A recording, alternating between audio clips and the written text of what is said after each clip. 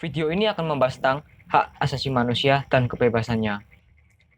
Pengertian HAM. HAM adalah hak yang melekat pada diri manusia yang bersifat kodratif dan fundamental, sebagai suatu anugerah Allah yang harus dihormati, dijaga, dilindungi oleh setiap individu, masyarakat, atau negara.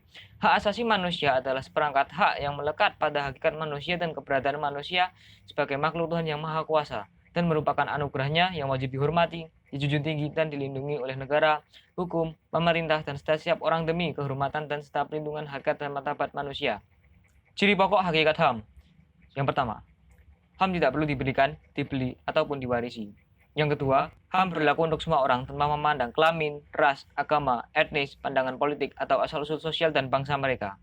Yang ketiga, HAM tidak bisa dilanggar. Bentuk-bentuk hak asasi manusia menurut Undang-Undang Nomor 39 Tahun 1999 tentang HAM.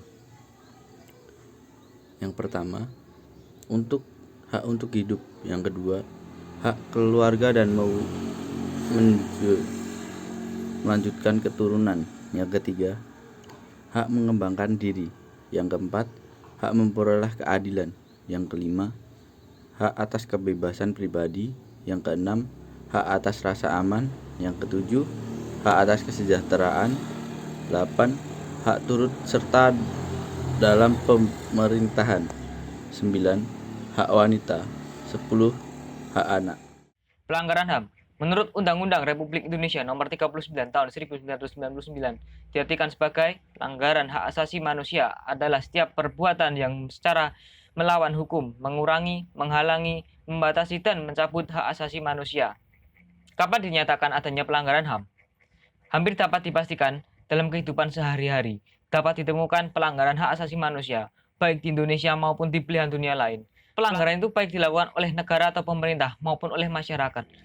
Richard Falk, salah satu seorang pemerhati HAM, mengembangkan suatu standar guna mengukur derajat keseriusan pelanggaran-pelanggaran hak asasi manusia.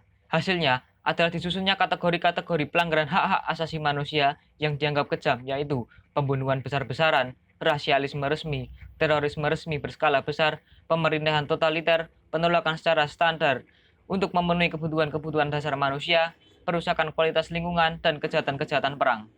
Contoh-contoh kasus pelanggaran HAM yang pernah terjadi di Indonesia. Kasus Marsinah, kasus tragedi Semanggi, kasus Bom Bali, kasus Tanjung Priok, kasus pembunuhan Munir. Pengadilan HAM merupakan pengadilan khusus yang berada di lingkungan atau kota.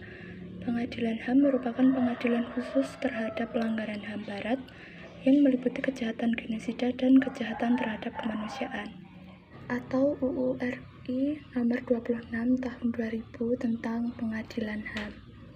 Kejahatan genosida adalah setiap perbuatan yang dilakukan dengan maksud untuk menghancurkan atau memusnahkan seluruh atau sebagian kelompok bangsa, ras, kelompok etnis, dan agama. Cara yang dilakukan dalam kejahatan genosida, misalnya membunuh, tindakan yang mengakibatkan penderitaan fisik atau mental, menciptakan kondisi yang berakibat kemusnahan fisik, memaksa tindakan yang bertujuan mencegah kelahiran, memindahkan secara paksa anak-anak dari kelompok tertentu ke kelompok lain. Hukum material hak asasi manusia menunjukkan kemajuan pengaturan yang diklaim sebagai era baru dalam penegakan hak asasi manusia di Indonesia adalah: yang pertama, Pasal 28 Undang-Undang Dasar 1945. Yang kedua, Undang-Undang Nomor 39 Tahun 1999. Yang ketiga, Undang-Undang Nomor 26 pada tahun 2000. Yang nomor 4, Peraturan Perundang-undangan Nomor 2 Tahun 2002. Yang kelima, Peraturan Perundang-undangan Nomor 3 Tahun 2002.